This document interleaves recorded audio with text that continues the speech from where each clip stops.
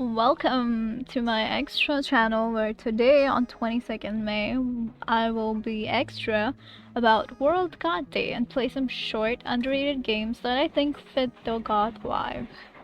Now I don't really label myself as goth, I label myself as alternative, but I do like all things gothic.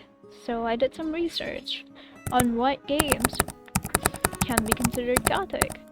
Because all the games that I found that were supposed to be gothic, like top 5 gothic games, blah blah blah, they were all like really long, like Silent Hill. And I don't really feel up for that. You guys tell me what games you think are gothic down in the comments while I go on and play the sweet selection of games I picked out and rate them based off a self-made scale. Alright, let's go.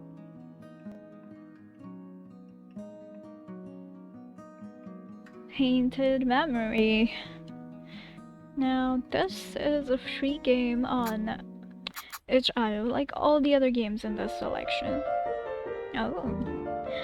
Well, Painted Memory is a gothic visual novel with 6 possible endings made by Almanac Games.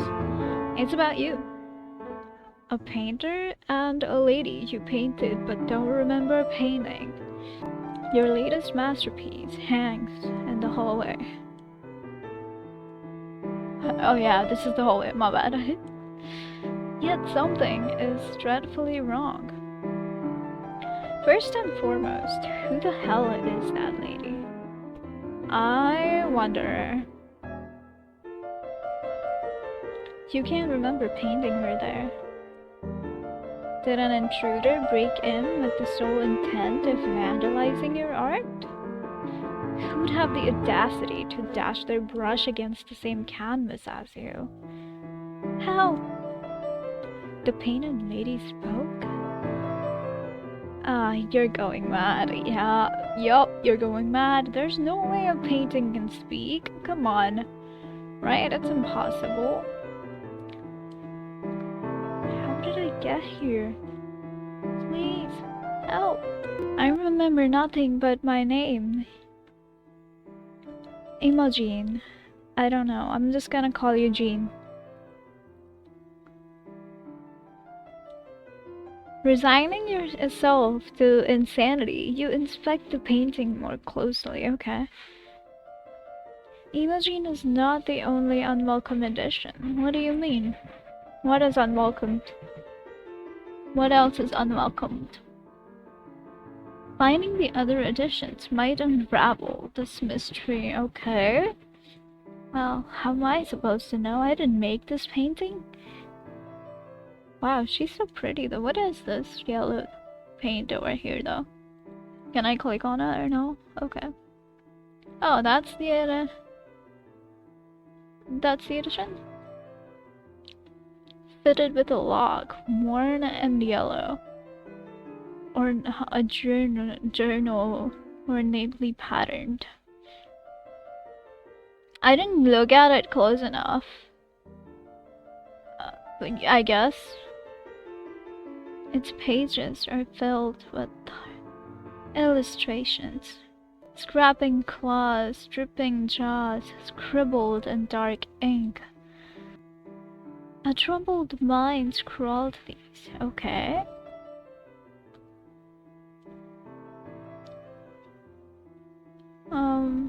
That's done. Oh, that's a teddy bear. What? A teddy.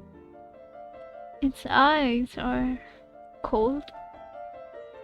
Jolting from a night terror, you clutch your teddy for comfort, but its eyes are not its own. The hunger in its gaze is oddly familiar, is it? Interesting. Okay, so,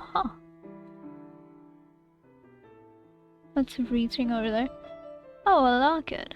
A locket. Nestled inside is a crystal shard. Okay. Do the string. Yeah, I guess. You remember now, do I? Ever since you learned to dream, she's been there, whispering, following, reflection and obsidian facets, dispersing from memory the moment you awaken. Last night you sleepwalked and painted her out of your head.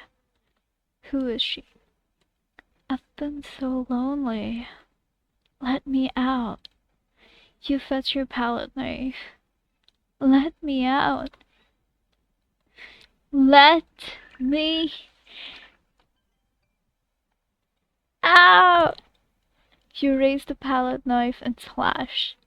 A scream erupts from the gash in the canvas. It is done. You drop the knife, decades of exhaustion weighing on your bones, and crumple to the floor. Your eyes close. For the first time in your life, you sleep soundly and dream of nothing. Interesting. Wait, hold on. Ending 6 out of 6. Good night, nightmare. Oh my god, is that the worst ending? Like, is that... Damn. Okay, I'm gonna do one more ending. See where that gets us. I feel like I shouldn't, but like I want to at the same time. Because it's short, right? It's only fair I give it another try. But damn, I got the worst one. I don't know if that's the worst one, but let's give it another try. Is there anything else here that I can... Okay, so just these 3, and then you have to make choices. And depending on that, you get 1 out of the 6 endings. Let's see. A journal, fitted with a lock. Let's go with that. The handwriting is not mine. Oh, to be in his arms again, his beating heart, my nourishment. That journal contains nothing of note. Oh yeah? I don't know, I doubt. Seems like your secrets are in that. Teddy. Teddy, it's paws. Wait, hold up. Paws this time, not eyes. Okay. Huh, interesting are frayed. The loose threads look almost like claws. Oh. Missing you by a hair's breadth. You run beside your fellow prey. You've gone pale. Have I? Thank you for noting that out. A locket. Nestled inside is the portrait of a woman. I smile so wistfully there, do you? That's nice. That's nice. I'm glad you do. Don't say I got the 6th one again. You remember now. You are no artist. Oh damn. You were painted with Imogen and a piece called Star-Crossed Flowers. Oh. In it, you were kept apart from each other by gods and beasts. Interesting, interesting. There you would have existed forever in that moment of anguish. So you vowed to escape together. Only she fled into a different painting, and you are here. Come back to me. You touch the painting, your hand sinks in. The rest of you follows. Damn! You are oil and pigment, as Jean is. Years later, art connotes, I don't know how to pronounce that. Art appreciators will debate over the meaningful gaze between you and your lover. The plague beside you will read matrimony. Okay. Reunited. Wow, alright, that's a good one. I got the worst and the good one. Nice, I can end on this. Let's go to the credits. Wow, okay. So. Graphics, I do like the frame. That's really, yeah, the frame's nice. The painting's pretty good too. And the background is a little like It's kind of neutral. I don't feel like the dark vibe in it though. The music makes up for it. So I'm gonna say, like, give a half star to graphics, and definitely a full star to the music.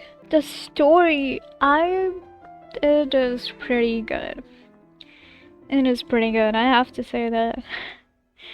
It has themes of death as well, from what we came across. It has a little bit of melancholy, there's romance, there's tragedy, and that's supernatural, right? So I'm gonna give this one, I mean, I'd say it definitely tugged a little bit at my strings with the last story. Yeah, let's go with a rating of 3.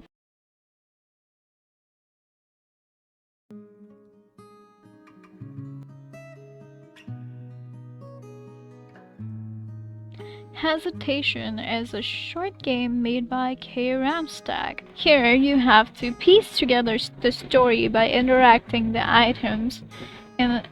the items in a small room. It is about the same as the last game, just less endings, like divide by 2. It includes mentions of child grave, implied alcoholism, conspiracy to murder a woman, mentions of a dead grandmother, blood splatter, implied vampirism, and this. So, it was also made in a week for Scream Jam. Pretty cool. Alright. So, let's just get into it.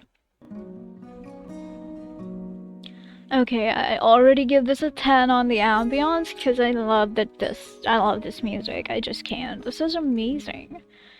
I could like live here. My god. Alright, let's start. Tonight you will go see your lover. Take care in choosing what you'll bring. Some will render, other unneeded. Okay. Well, I'm seeing my lover, so let's take this, because I don't know where we're taking it. As dangerous to you as it is to them. Interesting. That's very interesting. I don't know how this could be dangerous, but apparently it is. Okay, we're gonna take a key. Your preferred method. Okay, what does that mean? Key? Permanent key, though mostly symbolic, invitation into her home. Okay. You had felt obligated to give her yours in return. And this is what is going on. Okay. This is like a past storytelling, but you pick the objects, and based off that, it decides your timeline, I guess. So, Alright, that's a lighter. Well, what about roses? Let's go. Unquestionable in their meaning, but symbols are always malleable. Okay, that's it. But that's all for the rose. How about a mirror? Oh, that's not a mirror. It's a painting, I guess. Whatever. I think. I don't know. Then we have a wheel. That's my grandmother's. And my mother's. And my aunts and her daughters. And my sisters and my other sisters. And my brother, huh? Okay. Hand over hand, stitched, fixed, then fixed, stitched, then stitch, fixed. Oh my god. No one has ever roamed the same one. The tradition is nothing but a loose contradiction of changes. Interesting. That's very interesting. What is that? What is that?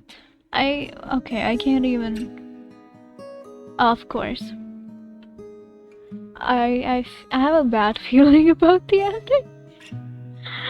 I don't know how to pronounce that. Mystery Court? Misericord? Okay. Okay. Designed to deliver a death stroke to wounded knights. Oh no. Slender and delicate enough to be slipped between the visor, the plates, or the ribs. Oof. From Mercy. No, wait, what is that? From Misericordia, Mercy. From Miserable and Core Heart. Damn. Oh. Mercy on a miserable heart? I don't know. Oh. She has instead come to you. Ooh. We gave her the key after all. There's fire over there. Hello, dear. I let myself in. I hope you don't mind. Never, darling. No, not at all. Is something the matter? What do you have? Nothing. You hesitate. I do hesitate. Oh, oh no. Ending. That's the first ending. Okay, what happened in it?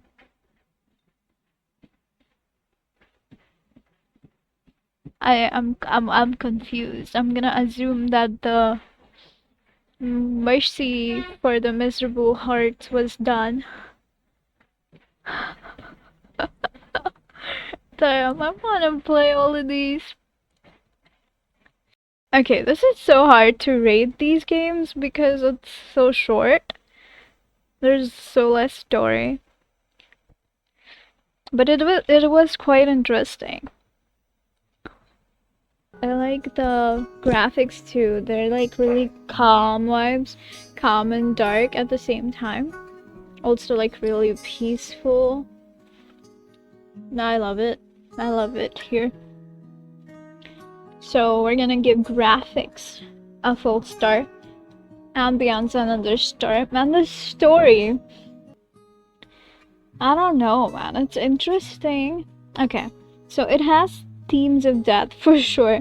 It has melancholy. It has romance, absolutely. And I guess a little bit of tragedy as well. It does have so far. So there's that. But it definitely tugged at my strings. Was it able to pull it? I'm not too sure yet. But I really like it, so I'm gonna give this a tug at my string 3-star rating for the story. I feel like it has the potential to pull or even take my heart. It has the potential. We will find out when we get the other endings, I think. I don't know.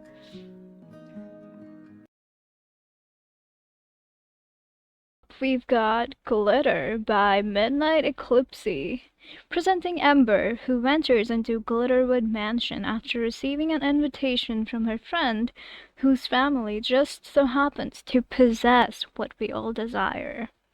The shooting star to wish upon and have it all come true. Will Amber find what we're looking for? Let's find out.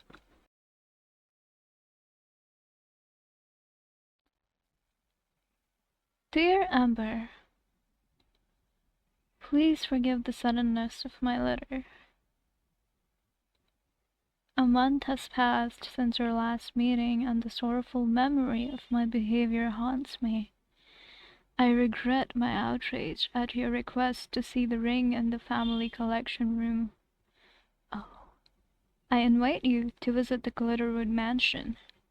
We have numerous collections within the house, all of which I am willing to share with you. Perhaps this can make up for the disappointment of not being able to glimpse the ring before. You will find a purchased train ticket enclosed within this envelope. Please bring this letter with you. Upon disembarking, wait at the statue in the town center at precisely 3 in the afternoon. A carriage will take you to the mansion. I look forward to your visit. Orlia Glitterwood. Down. Soon the church bells would ring again, announcing the third hour of the afternoon. While she stood there, only a few black carriages rolled through, all coming from out of town, some carrying goods and luggage. Fatigued coachmen shouted loudly as they passed by her, telling her to move aside, even though she stood as far back as she could without planting herself in the garden with the roses. I swear, I don't know what's wrong with people, man. It's so stupid. Finally, another carriage appears at the end of the road.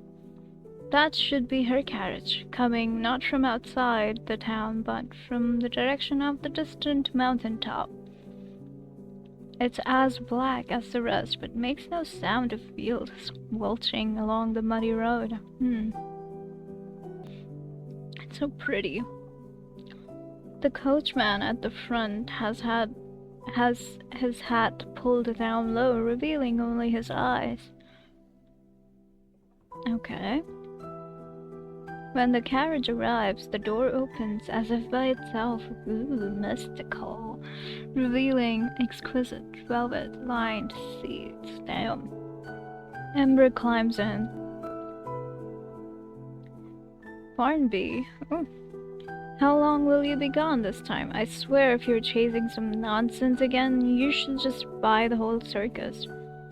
Crazy. There's farm work to be done next week, and you turned down my request again yesterday.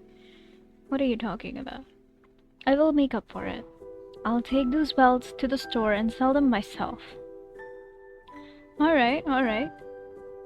Amber, why are you leaving now? It's pouring rain. Why is she in a bed? It looks like she's in a bed and sick with, like, people around her. It's okay, Eddie. Trust me.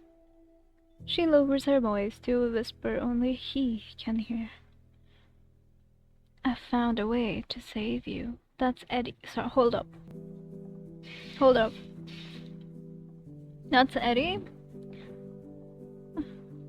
Of course, I just worry about you.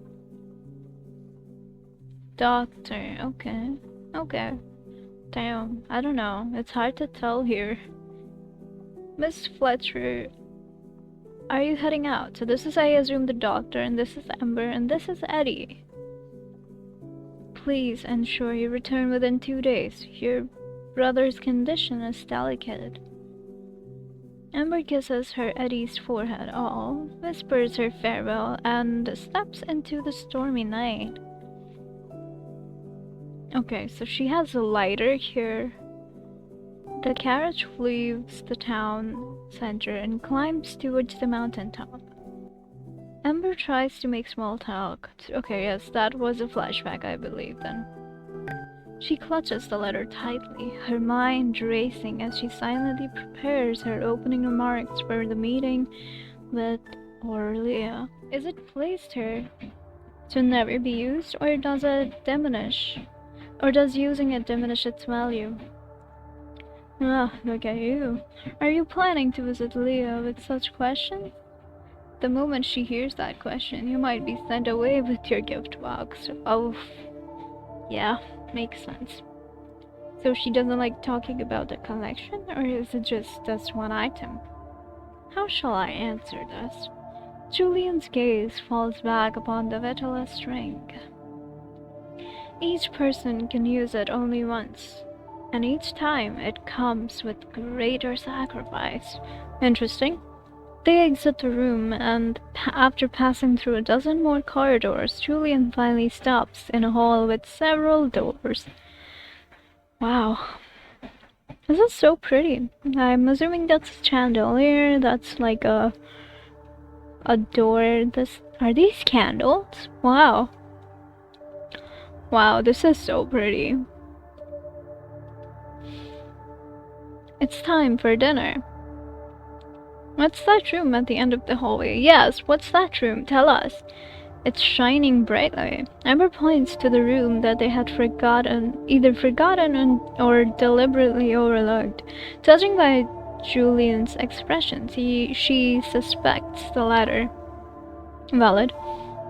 Perceptive, aren't you? Why not explore it yourself later tonight? Why? So that a ghost can possess me? For now, you should choose your room. I'll have the maid prepare a long-lasting candle for you. Damn. Okay. Delicate silvers of smoked salmon nestle against plump, glistening olives, while a sumptuous roast, its skin crisp to perfection, lies at the table's centerpiece. Okay. Has Orlia forgotten that I would be writing today? Amber thinks as she savors each bite. They are nearly finished with their meal, and the host's seat remains empty. Where is Orlia? Julian smiles gently, dabbing the corner of his mouth with a napkin, and a familiar sound echoes from the entrance. Oh, here she is, I assume. Amber recognizes it as the sound Orlia makes whenever she struggles to open the door of the auction room, propping her antique fan against the doorknob. Oh, good evening. She wanders slowly into the room.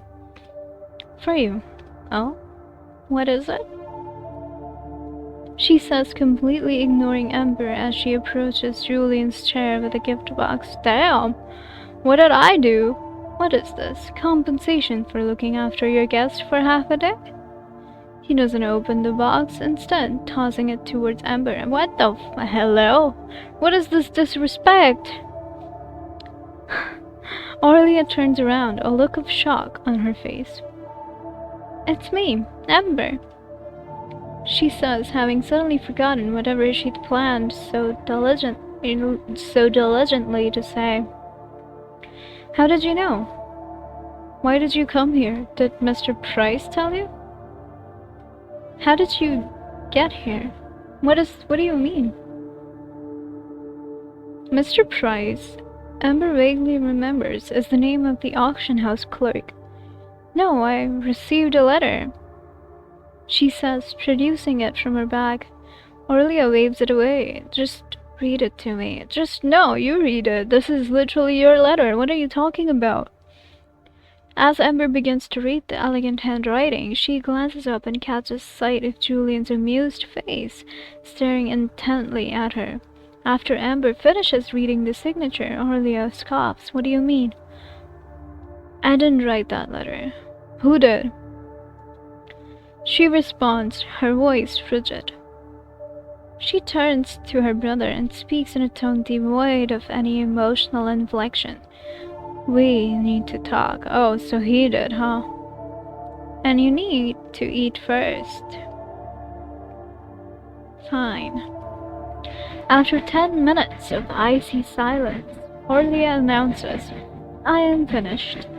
Julian gestures, and Amber realizes he is addressing her. You may continue with dessert. Okay. He and Orlia leave the room, and a maid bustles in with a covered tray that she sets before Amber, though she hardly notices. She's already lost in thought once more. The ring. The ring, yes. In the dimly lit corridor, Amber moves silently.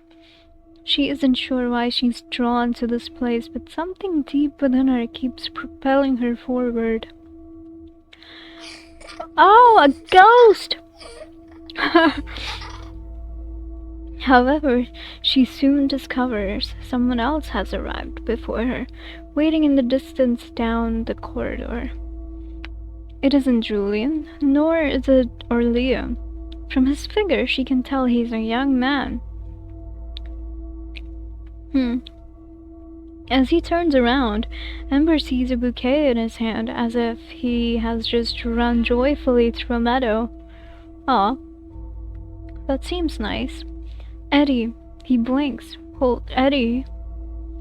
His face a blank expression, then approaches her. What do you mean, Eddie? Amber can hear laughter, but it isn't hers or his. Whose is it? The one who wrote you the letter, I suppose. hose? Who is this? I've been waiting for you. As Eddie moves closer, his presence envelops her, devouring her whole. She screams, but no sound emerges from her lips, as if the air itself has been swallowed. Closing her eyes, she prays for the encounter to end quickly. Damn. Wow. Wow. When she opens them again, she finds herself staring at her mangled dessert. The cake slice lies in ruins beneath her fork, its once delicate layers torn apart and strawberry jam bleeding across the tablecloth.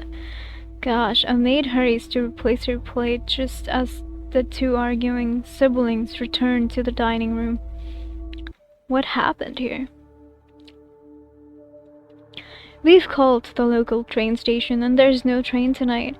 The coachmen are also off duty, so you can stay here for the night, but you must leave first thing in the morning.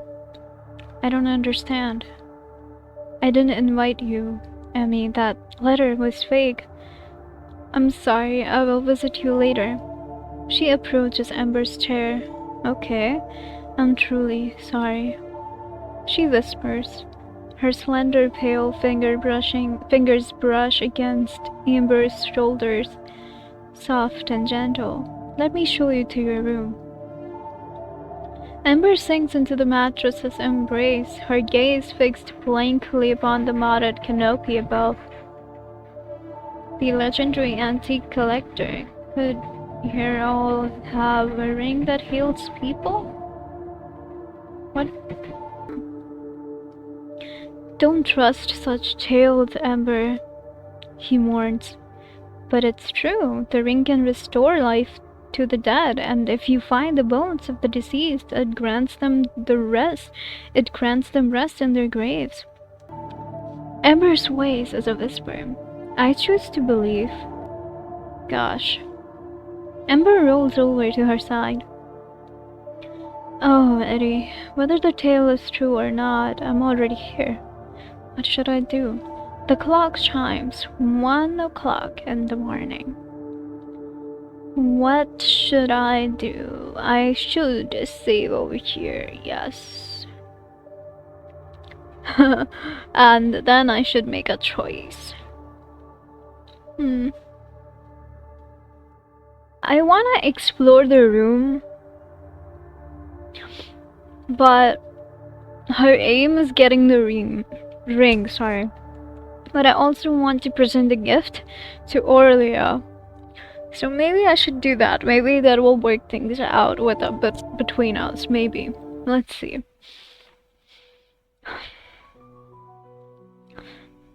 The black gift box sits alone on the bedside table. Though the hallway is quite long, the candle given to her by Julian sets the darkness ablaze. Ooh. The portraits in the hallway sleep, their eyes dull and tired. The master bedroom is just ahead. When she tests the knob, the door isn't even locked. Light sneaks out from the crack below the door along with flickering shadows.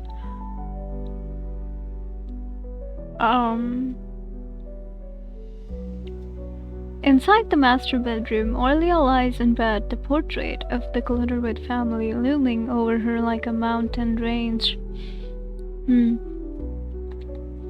Startled from sleep, cold sweat pours down her face. Oh, her emerald eyes are filled with confusion and sadness, as if she were dead. She were the dead one in the house.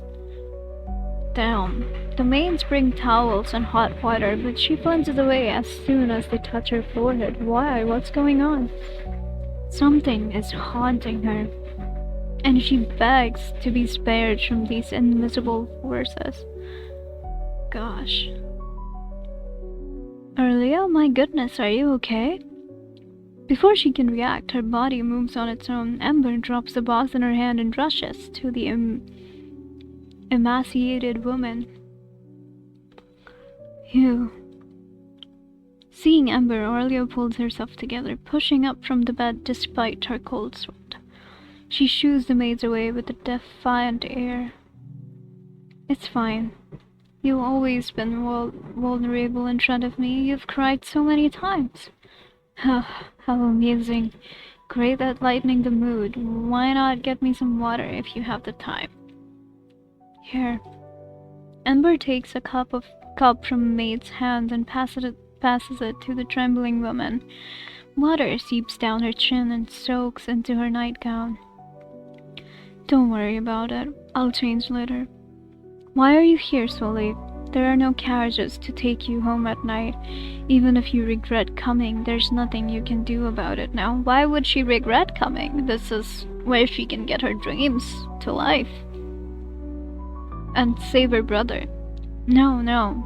I came to give you this. Inside the exquisite gift box is the fan. Orlia takes it without rejection, only scrutinizing the bone handle silently. Then she squeezes it, and with a forceful flick, pop! Oh! The fan opens to reveal a beautiful scene, a white base adorned with blue roses. That matches her. It's beautiful. Thank you. I'll return the favor. You don't have to do that. How are you doing? Of course. It's the ring. Julian must have lied to you. He said we have a ring here that can grant wishes, didn't he? He loves doing this. He was the one who wrote the letter. Oh. What? As it turns out, that ring is a curse. I touched it when I was very young and it killed my parents. I've been sick ever since and have made very few friends. Oh, he overheard me say that you thought the ring was a holy relic and almost didn't want me to be almost didn't want to be friends. He wanted to give his sister another chance. Oh. Okay. So it was fake. The letter was fake, yes. Would I lie to you of our family's pawn all to elevate the pain? I put my daily painful memories on them as part of the container. Look. She pulls out a golden pendant. This is what I prepared for tonight. I'll go back to the auction house next week. My God, Orlia, you should have told me earlier. What's there to say? You have Eddie to worry about. You're already having a hard time. That doesn't mean that she wouldn't want to listen to what's going on with you. Honestly, I would rather have someone tell me what's going on so that I can be there for them if that's possible and that will help them. So all of this... Ember looks at Orlia, her silent gaze fixed upon the vase on the table to her right. Was this trip worth it? She hears herself ask. Of course it was. There might not be another tonight. She and Orlia might not be friends anymore after she says this, but she thinks no one else will listen, so she begins. But there's something I want to make clear too. I want to apologize. Okay. We're gonna be honest here, huh?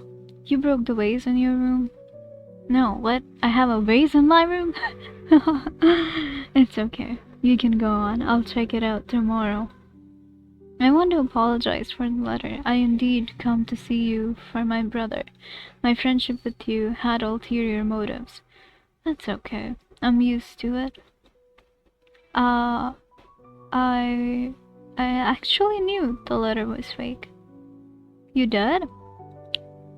I still came because I was afraid something bad might have happened. Interesting. But, do you know what? On the train to your house for a moment, I thought this was the happiest day of my life recently. Not because my brother would be saved soon, although that was a big part of it. But on the other hand, I was happy to have breathing space. I'm a wicked person, Orlia. I didn't do my best to save him. But then I felt a little joy at being able to go out with a friend. Because this letter, it was an excuse for me to leave. I think that maybe every method of saving my brother is an excuse. I hope he'll get better, but on the other hand, I know he won't. So I don't hold on to this dream, I look for his salvation. Interesting. We all know that's not the case. You love him more than anyone else. Every time we have tea, you mention him. I know, but when I came to your house with this letter, I realized that I love myself a little more. And when I saw you were safe, I thought, even if it was for one single day, this was a perfect vacation. When I go back, I know I'll see Eddie, and he might not get through the night. I'll cry, I'll despair, I'll scream so that the whole town can hear. But I'll also be free. Oh, I finally said it. Thank you for saying that. I'm shocked because few people tell me these types of things. You should rest, go back and lie down.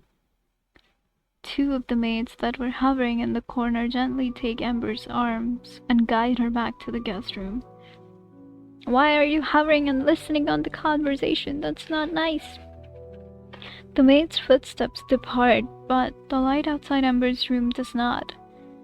The warm candlelight is now pearly white, as if a full moon is lingering outside. Damn. Oh. Creepy time, guys.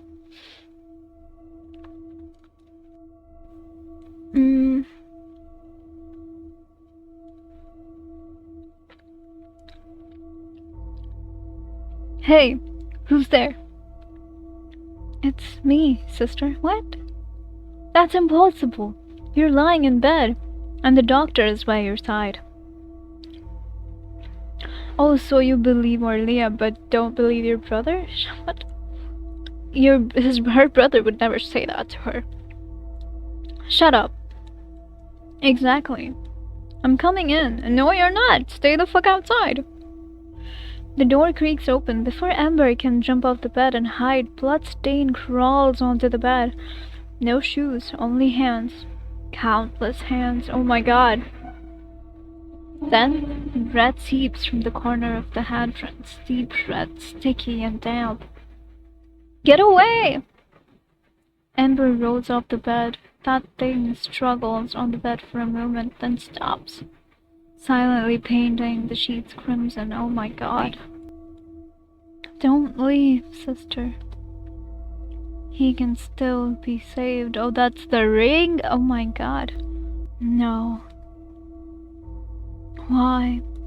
Why? The hand jumps wildly on the bed. Soon one of them leaps onto the floor. Amber breaks the window and clutches one of the glass shards in her hand, drawing blood from her palm and fingers until her hands look like ooze in her bed. Oh my god! Wow! What's going on? She glances outside the window, low enough to the ground that she can jump. Ghouls of hands pounce on her like a hungry wolf. What is going on? That ring is so bad. Oh my god. The desperation of the ring is real. As she tries to struggle, an elegant arc of light pierces, followed by countless stabs to this bloody entity. And then the viscous stench of blood fades. Orlia? Can't you let her sleep properly? Oh my, it's hot. Are you hungry? Excuse me? Valid. I'd probably say the same thing. She's just acting like it's normal, nothing happened. Like, excuse me, I was about to die. I was about to jump off here so that I can get my feet hurt or something. Just so I can escape the red bloody hands. In the dining room, a few maids move about in silence as the clock strikes midnight. The final maid brings in a 3-tiered cake stand filled with a variety of treats. Damn. This is a feast here. My god, you did eat dinner too little for. So, wait, hold up. My god, you did eat too little for dinner. Orlia glances at her in response, continuing to spread jam with her knife. The bright red jam smears across her plate, seeping from the corner of her mouth, but she doesn't seem to mind. Damn. That would look so beautifully creepy. Tea time should always be paired with light conversation. Amber sips on her hot tea, the smoky flavor filling her throat. She might not need to sleep after this. She might not, yeah. So, what would you like to discuss? The letter wasn't written by me, but it's certainly not the first letter I've written, and you're not the only guest here. Okay, the letter wasn't written by me, but it's certainly not the first letter, and you're not the only guest here. Julian, of course, doesn't remember. She says, waving her van lightly. What do you mean? He'd be furious if he found out. Would he? What does that mean? Orlia puts down her knife and fork. Would you like to come with me to see those letters? She opens another drawer and then another, all packed bursting with letters. So many guests, where did they all go? Amber knows this is a path leading to that, but presumably Orlia would have anticipated this question. True, they're all here. Oh, they're all ghosts? She says, standing near a massive stone tomb behind the angel statue between the bookcases. As Orlia gently strokes the tomb's exterior, it responds by opening. Inside is another collection room. Oh my god, a collection of humans? Amber blinks in surprise. If Orlia were to sell all these items that once belonged to her guests, she'd easily become a regular at a somewhat less prestigious auction house. Damn, these people. They all did it. For him. I lied to you. The ring is indeed useful, but it requires countless sacrifices. And even murder. So you're keeping your brother alive. And the ring is... Or like your brother is luring people in? So that the sacrifices can be sacrificed? She confesses. So every now and then, I invite them over, keep them here, and then make my brother forget all about it. Invite them, keep them, and then make your brother forget about it. Oh my god.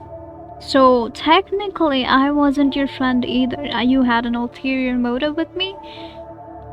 But who wrote the letter, really? Was it your brother or was it you? What? Hold on, did I miss something? I'm confused here. By rights, I should have invited you a month ago when you asked about the ring. I didn't even need to write a letter. But I didn't. I was furious when I came home. The ring was unbearable. And it wrote the letter to you for me. Okay, it wasn't your brother either. It was actually, in fact, the ring. Huh, makes sense. And then you make your brother forget about the people that come here, so it seems like you never really had any friends, which is true, you did not, because the ring was the one doing all the lettering stuff. I've been wondering why I didn't do it, and it's because I thought I saw another me in you. Perhaps. Maybe your visit was meant to settle my accounts. If you took the ring tonight, I would take it as my retribution, and I should be ended by world's another self. What does that mean? But when you gave me that gift tonight, when you said those words, I knew I was wrong. Our essences are so different. Interesting. Orlia gently taps the stone wall. I feel like if I had picked any of the other two options, I would have been dead by now. Just a thought. Aurelia gently taps the stone wall. Amber, you say you're a wicked person because you didn't do everything in your power to save your Eddie. Then what I've done must be well above average. Aurelia. Amber shakes her head. So, you should leave and don't come back. Damn. Aurelia squats next to Julian's grave. Oh. Gently caressing the rose without looking back. So she's not keeping him alive, she's like keeping the dead there, I guess.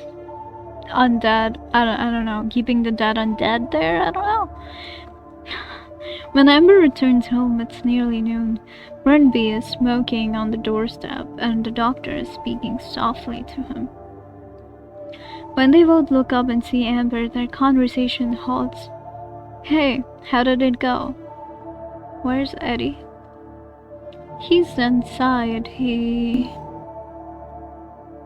Gosh. Amber rushes into the house. Eddie will no longer respond to her. He lies quietly on the bed, his body arranged in a gentle pose by the doctor. The twisted bed sheets and the remnants of cleaned up blood are the only evidence of his passing. Gosh.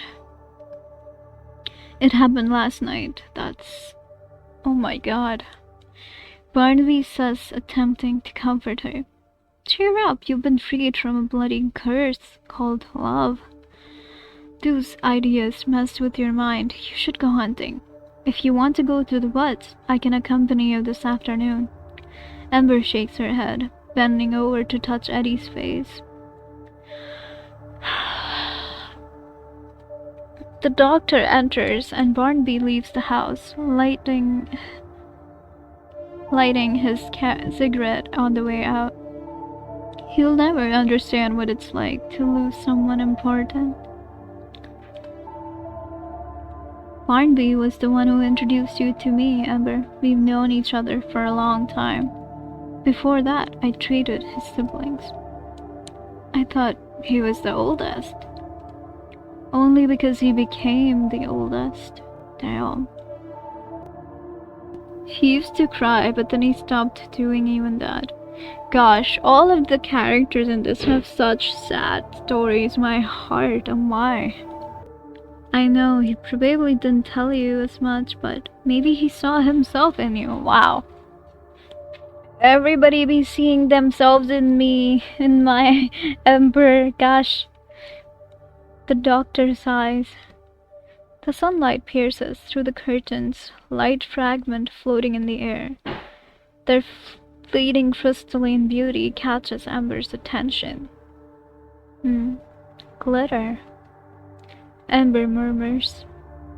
It's beautiful. Glitter is beautiful indeed, yes. Damn. That was amazing. That was amazing. I have to say that the story was quite tugging. I really like the story. They focused on pretty much every character. It's pretty good. Really. That was really well written and well done, honestly. The hands thing, the description, it was pretty good. Alright, I have to give this a whole star. I have to give this a tug at my strings.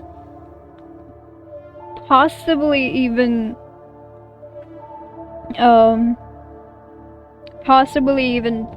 taken my heart, but we'll hold on to that thought. That was really good though. I love the... Okay, so graphics. I have to give it a whole star because that was good. I loved it. The ambiance also really good. So another full star there. Wow. I love this game. I'm not sure if the art is hand-drawn actually though. Is it hand-drawn? Because that would make sense if it is. Okay.